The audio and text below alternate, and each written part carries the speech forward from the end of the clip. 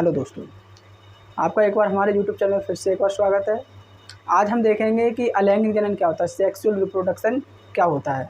अब तक हमने देखा था अलैंगिक जनन क्या होता है, असेक्सुअल रिप्रोडक्शन देखा था। आज हम देखेंगे सेक्सुअल रिप्रोडक्शन यानी कि लैंगिक जनन क्या होता है। हमने अब तक पढ़ा था कि पेड़ पौधों में असेक्सिक यानी कि अलैंगिक जनन पढ़ा था, जीव जंतुओं में अलैंगिक जनन पढ़ा था। आज देखेंगे कि पेड़ पौधों में और मनुष्य में यानी कि जीवों में सेक्सुअल रिप्रोडक्शन कैसे होता है। ठीक है बेटा, हम पढ़ेंगे सेक्सुअल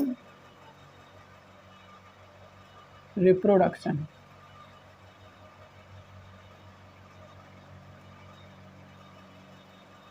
यानी कि लैंगिक जनन, लैंगिक जनन। ठीक है स्टूडेंट्स, अगर आपको हमारी वीडियो अच्छी लगती हो तो वीडियो को लाइक कीजिए, वीडियो पे कमेंट कीजिए। अगर आप हमारे यूट्यूब चैनल में पहली बार आए हैं तो चैनल को सब्सक्राइब कीजिए, जिससे हमारे आगे आने वाली यानी कि वीडियो का नोटिफिकेशन आपके पास सबसे पहले पहुंचे। ठीक है, देखते हैं कि सेक्सुअल रिप्रोडक्शन होता क्या है। ठीक है, इसमें किन किन चीज़ों की हमें ज़रूरत पड़ती है, हमें इसमें किन किन चीज़ों की ज़रूरत पड़ती है। देखेंगे कि असेक्सुअल रिप्रोडक्शन में हमें लैंगिक अंगों की आवश्यकता होती है।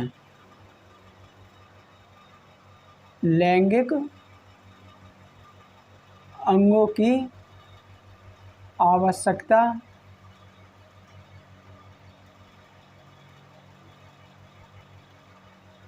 होती है। ठीक है बेटा, और नंबर 2 देखेंगे, इसमें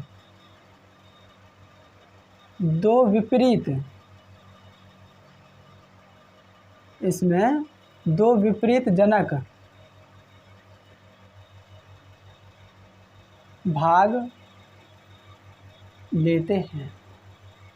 हमने अब तक देखा था जो अलैंगिक जनन था, अलैंगिक जनन में किसी जो लैंगिक अंग थे जो उनकी कोई ज़रूरत नहीं पड़ी थी। ठीक है, उसमें कोई ऐसा कोई लिंग नहीं था जिसमें अंगों की ज़रूरत पड़ी हो। वो तो या तो बाइनरी फिजन द्वारा होते थे या फिर मल्टीपल फिजन द्वारा। ठीक है, जो हमने अमीबा पढ़ा था उसमें। लेकिन इसमें हमें दो लैंगिक अंगों यानी कि लैंगिक अंगों की आवश्यकता होती है, तथा इसमें दो विपरीत जनकों की जनक भाग लेते हैं। जो दो विपरीत जन यानी कि नर एवं मादा। हम देखें ये दो चीज़ों में पढ़ेंगे, एक तो हम पेड़ पौधों में पढ़ेंगे यानी कि ठीक है, यानी कि पौधों में पढ़ेंगे, और पढ़ेंगे मनुष्य में। लैंगिक जनन जो सेक्सुअल रिप्रोडक्शन है गाइस, वो आपको 3rd चैप्टर में यानी कि ह्यूमन रिप्रोडक्शन बहुत अच्छे से पढ़ाया जाएगा। यहाँ पे तो बस आपको बेसिक नॉलेज के लिए बस बताया जाएगा। ठीक है बेटा, इसमें देखते हैं कि ये दो चीज़ों में पढ़ेंगे हम, एक पढ़ेंगे मनुष्य में, ठीक है, और दूसरा पढ़ेंगे पौधों में। मनुष्य में हम देखते हैं कि मनुष्य में लैंगिक अंग कौन कौन से होते हैं। मनुष्य में जो लैंगिक अंग होते हैं वो कौन कौन से होते हैं। ठीक है, लैंगिक अंग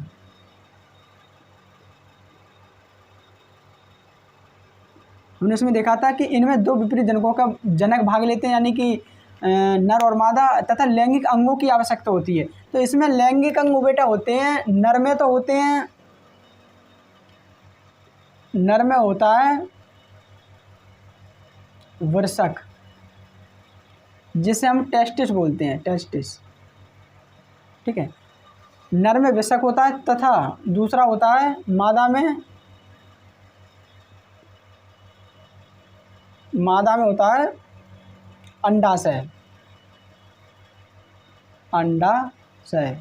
जैसे हम इंग्लिश में बोलते हैं ओवेरी। ठीक है स्टूडेंट्स, देखा जाए तो लैंगिक अंग बहुत सारे होते हैं, लेकिन जो मुख्य लैंगिक अंग होते हैं वही हम आपको बता रहे हैं। मुख्य लैंगिक अंग जो होते हैं यानी कि जो हमें जिन गुणसूत्रों की जिनकी वृषक में हमारा पाया जाता है, जो वृषक में हमारा पाया जाता है नर युग्मक। ठीक है, और मादा में पाया जाता है मादा यानी कि मादा युग्मक, जिसे हम अंडा से बोलते हैं। वृषक में यानी कि जो टेस्टिस में पाया जाता है। ठीक है, इसमें हम देखते हैं कि नर में तथा मादा में यानी कि रिप्रोडक्शन होता कैसे, यानी कि किस तरह से ये आगे बढ़ते हैं। ठीक है, तो हम देखते हैं कि नर इंटू मादा, ये विधि होती किस तरह से है। ठीक है, तो नर में देखा जाए तो नर में वृषक पाए जाते हैं, वृषक, और मादा में अंडाशय। ठीक है, तो वृषक में जो गुणसूत्र होते हैं, जो नर में गुणसूत्र होते हैं वो होते हैं 46, जिसे हम 2n बोलते हैं, और मादा में भी 46 गुणसूत्र होते हैं। ठीक है, जिसे हम 2n बोलते हैं। इसके बाद देखते हैं कि इसमें अर्धसूत्री विभाजन द्वारा, अर्धसूत्री विभाजन द्वारा क्या बनता है, नर युग्मक बनते हैं, नर युग्मक। ठीक है, ये इनकी संख्या कितनी होती है, 23, जिसे हम n बोलते हैं, और मादा में बनता है मादा युग्मक। ठीक है बेटा, मादा में बनता है मादा युग्मक अर्धसूत्री विभाजन द्वारा, अर्धसूत्री विभाजन द्वारा। क्योंकि किसी भी यानी कि युग्मक यानी किसी भी भ्रूण को बनने के लिए हमें सिर्फ 40 गुणसूत्र चाहिए होते हैं। ठीक है, तो 40 गुणसूत्र में से 23 गुणसूत्र तो नर से आते हैं और 23 आते हैं मादा से। ठीक है, अगर हम 40 दोनों उठा के मिल दें, क्योंकि देखो नर क्या अकेला यानी कि भ्रूण को यानी कि जो आगे भ्रूण बनता है, ठीक है, जो नई संतान बनती है, क्या नर थोड़ी अकेला बन जाएगा। हर संतान में, हर भ्रूण में 40 गुणसूत्र होते हैं, जिनमें से अर्धसूत्री विभाजन देखा जाता है कि नर युग्मक बनते हैं उसमें 23 गुणसूत्र पाए जाते हैं, और मादा युग्मक में बनता है, मादा युग्मक बनता है। ठीक है, अर्धसूत्री में मादा युग्मक इसमें भी 23 ही गुणसूत्र पाए जाते हैं, यानी कि n। फिर इनका क्या होता है, इनके दोनों के मिलाप से युग्मनज बनता है। क्या बनता है, युग्मनज, जिसे हम जायगोट बोलते हैं। ठीक है, युग्मनज बनता है। यही युग्मनज आगे चल के भ्रूण में परिवर्तित होता है, भ्रूण में यानी कि एम्ब्रियो में। ठीक है, भ्रूण यानी कि एम्ब्रियो, और आगे चल के यही एम्ब्रियो नई संतान बनाता है। ठीक है, नया संतान बन जाता है। ठीक है, अभी हम देखेंगे यहाँ पे कि मनुष्य में यानी कि लैंगिक अंग यानी कि लैंगिक जनन कैसे होता है, उसके बाद देखेंगे पौधों में लैंगिक जनन कैसे होता है। ठीक है, तो ये हमने देखा था, एक बार हम आपको फिर से समझा देते हैं कि जो लैंगिक अंग होते हैं, मनुष्य में लैंगिक अंग होते हैं, वो सिंपली 2 ही होते हैं। ठीक है, जो ज़्यादा मुख्य हैं पूरी तरह से। एक तो नर होता है जिसमें जो वृषक होता है, जिसमें हमारा स्पर्म बनता है, यानी कि ठीक है स्पर्म बनता है वो, और दूसरा होता है मादा अंडाशय, जिसमें हमारा ओवेरी बनता है। ठीक है, अंडाशय बनते हैं। तो ये चैप्टर तो आपको तीसरे चैप्टर जो ह्यूमन रिप्रोडक्शन है वहाँ पे बहुत अच्छे से पढ़ाया जाए, तो वो तो यहाँ पे बस हम आपको थोड़े नॉलेज के लिए बस बता दे रहे हैं यहाँ पे। ठीक है, आगे ये तो हो गया कि ये बनता है। अच्छा, आगे फिर इसमें देखते हैं कि द्विलिंगी जीव तथा एकलिंगी जीव कौन कौन से होते हैं। इसी में देखेंगे हम कि एकलिंगी जीव तथा द्विलिंगी जीव कैसे होते हैं, कौन होते हैं। देखेंगे द्विलिंगी जीव। ठीक है, क्या बोलते हैं बेटा, बाइसेक्सुअल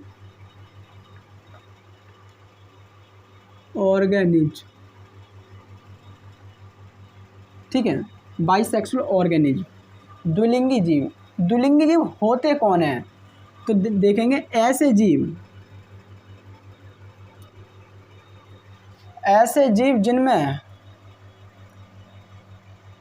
जिनमें नर व मादा भाग एक ही जीव में पाए जाएं। स्टूडेंट्स देखते हैं कि जो द्विलिंगी जीव वो होते हैं जो नर एवं मादा भाग यानी कि वृषक और अंडाशय, टेस्टिस और ओवेरी एक ही जीव में पाए जाएं। ठीक है, वृषक से हमारा स्पर्म बनता है, स्पर्म और ओवेरी यानी कि अंडाशय बनता है, यानी एग बनता है, तो वो एक ही जीव में पाया जाए। ऐसे जीवों को हम द्विलिंगी जीव कहते हैं। ठीक है, द्विलिंगी जीव कहते हैं। जैसे एग्जांपल में हम देखेंगे केंचुआ। ठीक है, केंचुआ हो गया हमारा, स्टारफिश हो गई, स्टारफिश। ठीक है, और व्हेल मछली हो गई, वेल और फीता क्रम, फीता क्रम, ठीक है। ये हमारा हो गया यानी कि जो द्विलिंगी जीव थे, ठीक है। आगे हम देखेंगे एकलिंगी जीव क्या होते हैं। ये हमने द्विलिंगी जीव पढ़ लिया कि एकलिंगी, अब आगे देखते हैं कि एकलिंगी जीव कौन से होते हैं। इन्हीं द्विलिंगी जीवों को हम उभयलिंगी जीव भी बोलते हैं, ठीक है।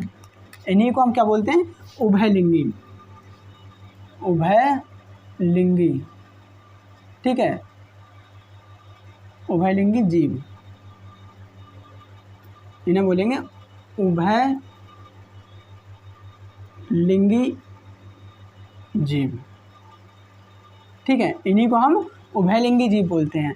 आगे हम देखते हैं कि एकलिंगी जीव क्या होते हैं। आप ये चाहो तो स्क्रीनशॉट लेकर के आप शॉर्ट नोट बना सकते हैं, जिससे आपको फ्यूचर में बहुत अच्छा यानी फ़ायदा मिलेगा। जब आपका एग्ज़ाम होगा तो आपको कुछ ज़्यादा याद करने की जरूरत नहीं है, छोटा छोटा याद करोगे, अच्छे से याद करोगे, ठीक है, अच्छे से याद होगा। आप स्क्रीनशॉट ले लीजिए। देखते हैं कि एकलिंगी जीव क्या होते हैं। एकलिंगी जीव यानी कि यूनिसेक्सुअल ऑर्गेनिज्म, ठीक है, ऑर्गेनिज्म्स।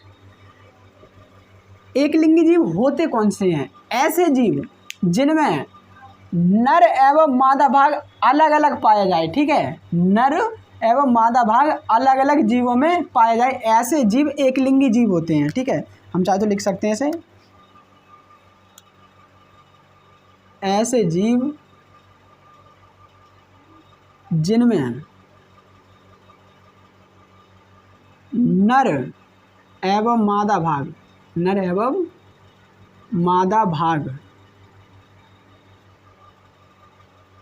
अलग अलग पाए जाएं, अलग अलग जीव में पाए जाएं, ठीक है, अलग अलग पाए जाएं, ठीक है बेटा। ये हो गया हमारा एकलिंगी जीव। अगर हम एग्जाम्पल में देखते हैं तो एग्जाम्पल में क्या क्या आता है।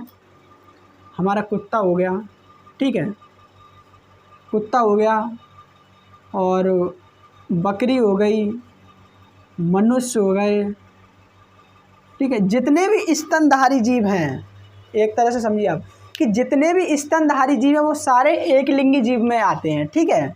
जितने भी स्तनधारी हैं, स्तनधारी यानी कि व्हेल मछली भी है, लेकिन वो द्विलिंगी है। क्यों? क्योंकि उसमें जो नर एवं मादा भाग एक ही जीव में पाए जाते हैं, ठीक है, वो उसी में एक ही जीव में पाए जाते हैं। ये हमारा हो गया कि एकलिंगी जीव क्या होते हैं और द्विलिंगी जीव क्या होते हैं। हमने पढ़ा था कि जो हमारे सेक्सुअल यानी वो तो आपको तीसरे चैप्टर में अच्छे से पढ़ने को मिलेगा कि लैंगिक एंड सेक्सुअल रिप्रोडक्शन क्या होता है ह्यूमन रिप्रोडक्शन में, ठीक है। इसके बाद देखते हैं कि हमारा मनुष्य में हो गया था, आगे देखते हैं पौधों में, ठीक है बेटा। आगे देखते हैं कि पौधों में सेक्सुअल रिप्रोडक्शन कैसे होता है।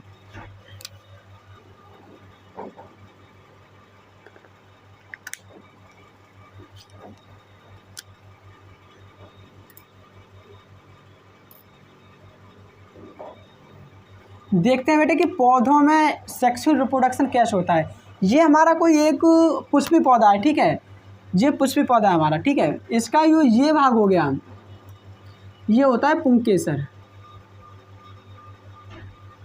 जिसे हम नर भाग कहते हैं, नर जननांग, ठीक है।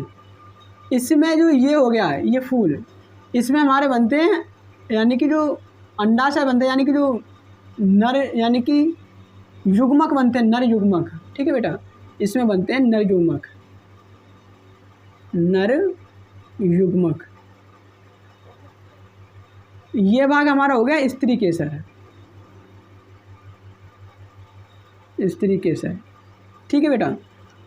और ये स्त्री केसर में ये भाग इसमें बनता है हमारा यानी कि अंडा यानी मादा युग्मक, मादा युग्मक, ठीक है। हमें सिर्फ इतनी ही चीज़ पढ़नी है। हम सेकंड चैप्टर में जब हम फ्लोविंग प्लांट्स पढ़ेंगे तो उसमें हम देखेंगे पूरी अच्छे से, वहाँ पे बताएंगे हम आपको, ठीक है। तो ये हमारा एक छोटा सा चैप्टर यानी कि वो एक हमने पुष्पी पौधा बनाया है, ठीक है, जिसमें ये जो भाग होता है वो पुंकेसर होता है। पुंकेसर जैसे नर जननांग बोलते हैं, ठीक है। इसी में ऊपर यानी कि जो पुष्प क्रम लगा होता है जिसमें छोटे छोटे फूल आते हैं, उसी में नर युग्मक बनते हैं। इसमें काफ़ी नर युग्मक होते हैं, ठीक है, छोटे छोटे। और ये हमारा भाग हो गया स्त्री केसर जिसमें मादा युग्मक बनता है, ठीक है। इधर हम देखते हैं कि द्विलिंगी पुष्प तथा एकलिंगी पुष्प क्या होते हैं। हम देखेंगे द्विलिंगी पुष्प। द्विलिंगी पुष्प, द्विलिंगी पुष्प, ठीक है, यानी बाइसेक्सुअल फ्लावर। बाइसेक्सुअल फ्लावर होता क्या है, ठीक है। तो इसमें लिखेंगे, हम देखते हैं कि ऐसा पुष्प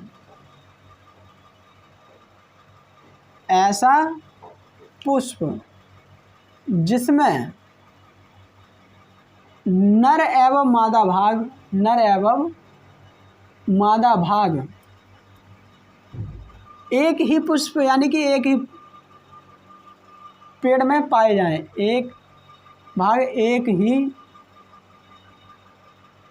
एक ही पौधे में पाए जाएं, ठीक है, पाए जाएं।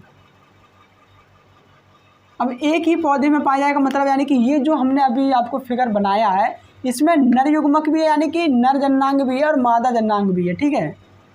नर व मादा भाग, ये मादा भाग हो गया हमारा और ये नर भाग हो गया, ठीक है। तो एक ही पुष्प में, तो ऐसे पुष्पों को हम द्विलिंगी पुष्प कहते हैं, ठीक है। इन्हें हम उभयलिंगी पुष्प भी कहते हैं, उभयलिंगी पुष्प, उभयलिंगी पौधे, ठीक है। पुष्प नहीं बोलेंगे, ऐसे बोलेंगे उभयलिंगी पौधे, यानी कि बाइसेक्सुअल प्लांट्स, बाइसेक्सुअल या फिर मोनोसियस, बाइसेक्सुअल या मोनोसियस, ठीक है। और दूसरा देखते हैं हम कि द्विलिंगी एकलिंगी पुष्प क्या होते हैं। द्विलिंगी पुष्प हमने देख लिया, एकलिंगी पुष्प क्या होता है इसमें, यानी कि देखते हैं आगे। हम देखते हैं बेटा, हमने देख लिया कि द्विलिंगी पुष्प क्या होते हैं, ऐसे पुष्प जिनमें नर एवं मादा भाग एक ही पौधे में पाए जाते हैं, ठीक है। जैसे कि जो हमने अभी आपको फिगर बनाया था, ठीक है। और दूसरे नंबर पर देखते हैं एकलिंगी पुष्प, यानी कि यूनिसेक्सुअल फ्लावर, ठीक है। इसके बारे में हम देखते हैं कि ये होते क्या हैं। तो इसके में लिखेंगे हम ऐसे पुष्प जिनमें नर एवं मादा भाग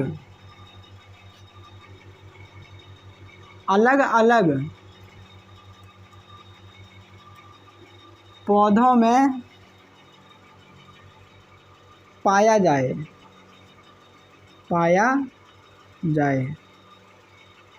ठीक है बेटा। यानी कि जो द्विलिंगी पुष्प होते हैं, यानी बाइसेक्सुअल फ्लावर, ऐसे पुष्प जिनमें नर एवं मादा भाग एक ही पुष्प में पाया जाए, ठीक है। इन्हें तो हम बोलते हैं एक लिंगी यानी कि द्विलिंगी पुष्प, ठीक है। इन्हें उभयलिंगी भी बोलते हैं, यानी कि बाइसेक्सुअल यानी कि मोनोसियस। और इसे हम बोलेंगे एकलिंगी पौधा, लिंगी पौधा। इंग्लिश इसकी है डायोसियस, ठीक है बेटा। जो एकलिंगी पौधे होते हैं, ठीक है, उसको तो हम डायोसियस बोलते हैं, यानी कि डायोसिस या यूनिसेक्सुअल। और जो द्विलिंगी पौधे होते हैं उन्हें बाइसेक्सुअल या फिर हम मोनोसियस बोलते हैं, ठीक है। ये हमने देख लिया कि एकलिंगी कौन से होते हैं, एकलिंगी किस तरह से होते हैं हम देखते हैं, ठीक है। यानी कि ऐसे पुष्प जिनमें नर एवं मादा भाग अलग अलग हो, ठीक है। तो अगर हम देखते हैं कि ये हमारा कोई पौधा हो गया, ठीक है, ये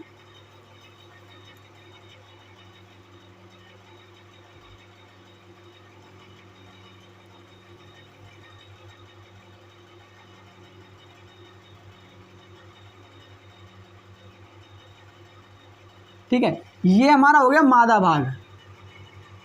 मादा भाग जिसे हम जयांग बोलते हैं, ठीक है। और जो हमारे पुंकेसर होते हैं, पुंकेसर हमारे कैसे होंगे, ठीक है।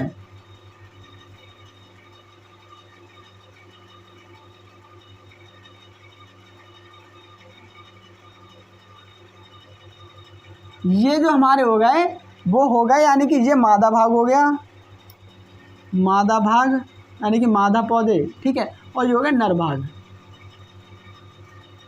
इसमें बेटे जो सिंपली हम देख रहे थे कि यानी कि एक लिंगी यानी कि सेक्सुअल रिप्रोडक्शन में यानी कि हमने देखा कि जानवरों यानी कि जंतुओं में क्या कैसे होता है, ठीक है, और पौधों में कैसे होता है, ठीक है। इससे आगे की जो बातें हैं जो जंतु में यानी कि आता है जीवन स्टेज यानी कि लाइफ साइकिल आता है कि लाइफ साइकिल कितने प्रकार की होती है, ठीक है। ये बातें हम अगली वीडियो में आपको बताएंगे। आज के लिए इतना ही काफ़ी है, ठीक है बेटा। अगर आपको हमारी वीडियो अच्छी लगती हो, ठीक है, तो वीडियो को लाइक कीजिए, वीडियो पे कमेंट कीजिए। अगर आप हमारी वीडियो पर पहली बार आए हैं तो चैनल को सब्सक्राइब कीजिए, जिससे हमारी आगे आने वाली वीडियो का नोटिफिकेशन आपके पास सबसे पहले पहुंच जाए, ठीक है। अगर आपको हर वीडियो का नोट चाहिए, ठीक है, अगर आपको नोट चाहिए, आपको अगर नोट चाहिए तो मैं पहले भी बता दूंगा कि मेरा टेलीग्राम पे एक चैनल है, ठीक है, टेलीग्राम पे चैनल है, मैं लिंक डिस्क्रिप्शन में दे दूंगा। आप वहां मुझसे जा करके ज्वाइन हो सकते हैं, मेरे चैनल पे ज्वाइन हो सकते हैं, जिससे मैं आपको नोट प्रोवाइड कराता रहूं, ठीक है बेटा। आगे की बातें हम अगली वीडियो में देखेंगे।